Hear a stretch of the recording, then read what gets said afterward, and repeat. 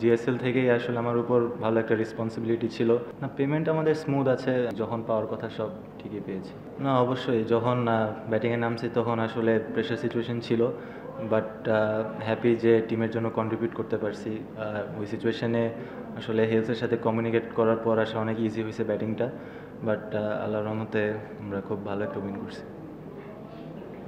আপনাদের coach last দিন আসছিলেন, উনি বলে গেছিলেন যে সৌম্য সরকার যেতে ইনজুরি আপনাকে একটা রোল প্লে করতে হবে, এবং সেটা আমরা দেখছি আজকে আপনি করছেন। এই ব্যাপারটা আপনার জন্য টিমের একটা আপনার উপর আশা আছে, এই জিনিসটা করতে পারবেন, কেমন লাগে?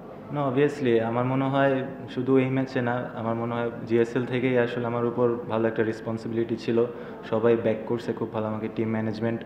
সো ভেরি হ্যাপি যে টিম ম্যানেজমেন্ট সবাই প্রত্যেকেই আমার উপর ট্রাস্ট রেখেছে। বিপিএল শুরুর আগে আসলে একটা নিউজ এসেছে যে কোনো টিমের কোনো ফ্র্যাঞ্চাইজি প্লেয়ারই আসলে পেমেন্টটা পায়নি।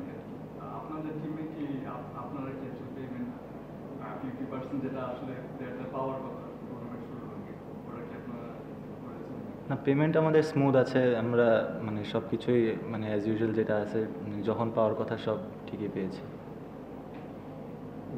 সাইদ ভাই 113 রানের পার্টনারশিপ করলেন আপনার হেলথ এবং মিডল ওভারসে, যেটা দেখা যায় অনেক সময় লেগ স্পিনার ইউজ করে অপোনেন্টরা জুটি ভাঙার ক্ষেত্রে।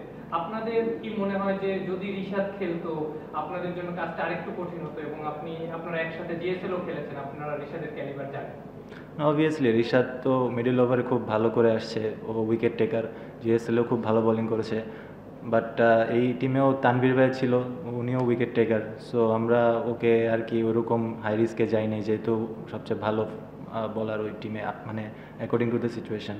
সো আমার মনে হয় আপনি যেটা বললেন রিশাদের কথা, অবভিয়াসলি মিডল ওভারে ও বাংলাদেশের ওয়ান অফ দ্য বেস্ট বলার।